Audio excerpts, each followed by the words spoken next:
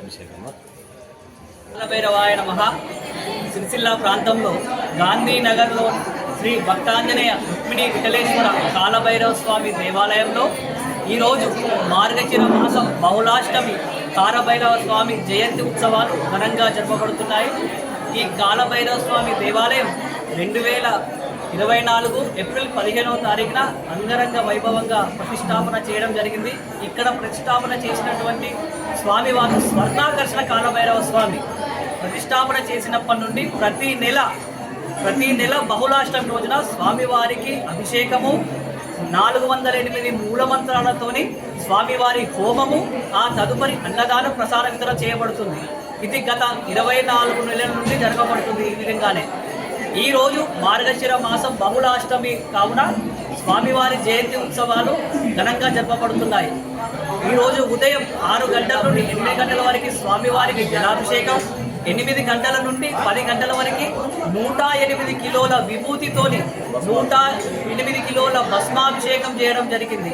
108 మంది దంపతులతోని 108 కిలోల విభూతి భస్మాభిషేకాన్ని స్వామివారికి అంగరంగ వైభవంగా చేయడం జరిగింది.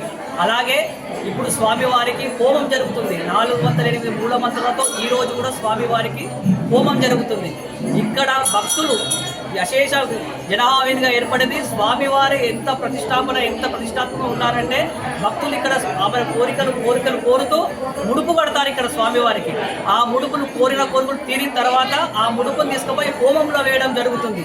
కాబట్టి సిరిసిల్ల ప్రాంత ప్రజలు ఈ అవకాశాన్ని వినియోగించుకొని స్వామివారి సేవకు పాత్రలు కాగాలి.